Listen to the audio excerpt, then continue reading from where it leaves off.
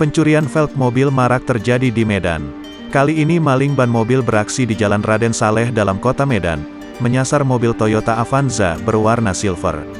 Seorang warga sekaligus pemilik rekaman CCTV mengatakan pencurian ban mobil baru sekali terjadi di Jalan Raden Saleh dalam tersebut.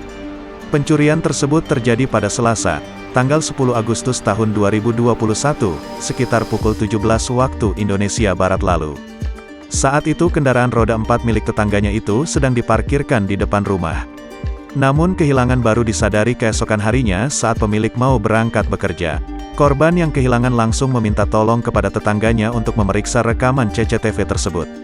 Ternyata benar, ban mobil miliknya dicuri oleh seorang pria yang menggunakan becak bermotor. Kejadian seperti ini baru kali ini sekitar 2 hari yang lalu. Mobil itu punya tetangga, dia taunya pagi pas mau pergi kerja bannya hilang, kata tetangga korban sekaligus pemilik rekaman CCTV, Sandi Wianto, Kamis, tanggal 12 Agustus tahun 2021.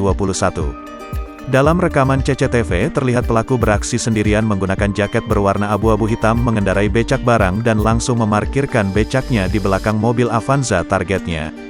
Setelah itu ia duduk di samping becak seperti mengambil kunci pas untuk membuat baut yang terpasang pada roda mobil. Setelah itu ia terlihat mengendap-endap menuju mobil Avanza berwarna silver yang terparkir dan tangannya membuka baut yang terpasang pada ban mobil belakang sebelah kanan tersebut. Tak butuh waktu lama ban mobil sebelah kanan dengan velg berwarna silver hitam itu langsung digondol menggunakan becak barang.